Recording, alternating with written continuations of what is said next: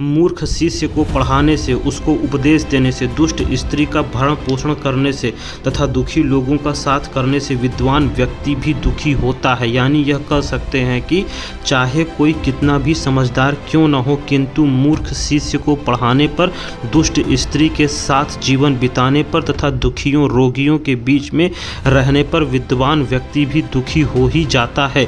तो साधारण आदमी की बात ही क्या, अतः नीति यही कहती है कि मूर्ख शिष्य को शिक्षा नहीं देनी चाहिए, दुष्ट स्त्री से संबंध नहीं रखना चाहिए, बल्कि उससे दूर ही रहना चाहिए और दुखी व्यक्तियों के बीच में नहीं रहना चाहिए। हो सकता है ये बातें किसी भी व्यक्ति को साधारण या सामान्य लग सकती हैं, लेकिन यदि इन पर गंभीरता से विचार किया जाए तो यह स्पष्ट है कि शिक्षा या सीख उसी व्यक्ति को देनी चाहिए जो उसका सुपात्र हो, जिसके मन में इन शिक्षाप्रद बातों को ग्रहण करने की इच्छा हो।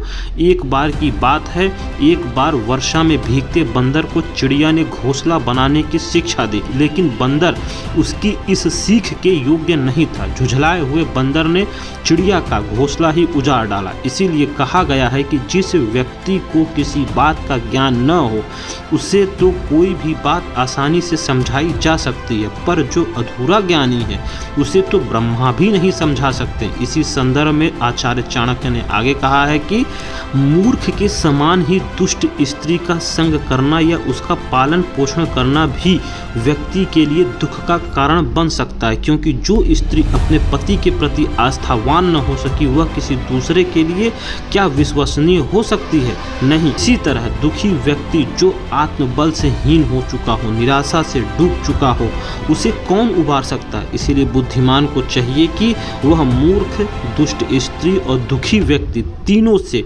बचकर आचरण करें। पंचतंत्र में भी यही कहा गया है। अगर आपको ये वीडियो अच्छी लगी हो तो वीडियो को लाइक करें, चैनल को सब्सक्राइब करें। Thank you.